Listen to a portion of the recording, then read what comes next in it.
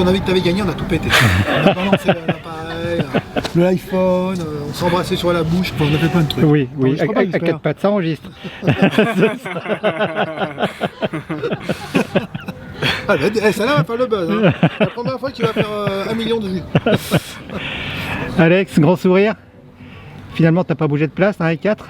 Ouais, un R4 comme hier, avec un parcours à 2 fautes pour Jeval et puis un parcours sans faute pour Coloré. Ça t'a mis la pression, les fautes de Jeval ? Ouais.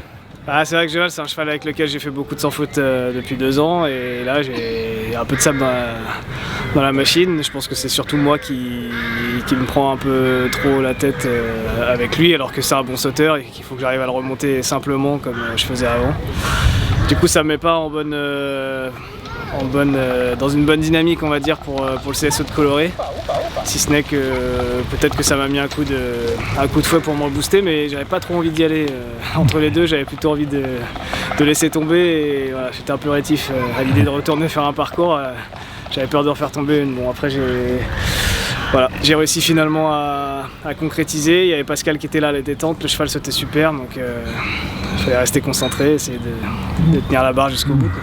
Il a tout fait super de bout en bout, il n'y a que le dressage, bon il était un peu émotif. Ouais, un peu émotif sur le dressage.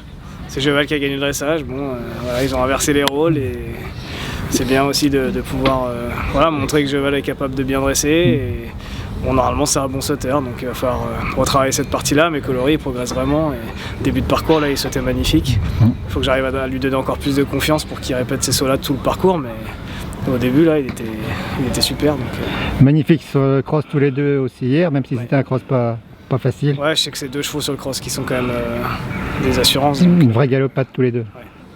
C'est deux gros crosseurs complètement différents, mais c'est 2 chevaux de cross sur lesquels on peut vraiment compter. Et la suite, Jean-Luc nous a laissé entendre qu'il y aura un programme un peu allégé pour toi.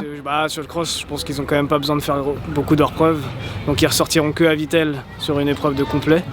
Par contre, on est en train de voir, je vais sûrement être au Grand National du Lion d'Angers avec eux pour faire du dressage, sauter le parcours de la Pro Elite à la fin du concours pour continuer de travailler et d'essayer d'optimiser la préparation pour être au top au mois de juillet, quoi. À Jardy, les deux sont à Jardy évidemment. Ouais, les deux feront Vittel et après Jardy. Ok. Retour à Morennes-sur-Sarthe. Ouais, c'est ça. Avec le sourire. Ouais. Les kilomètres sont moins longs quand c'est comme ça. Ça va mieux quand c'est comme ça. Merci beaucoup. De rien.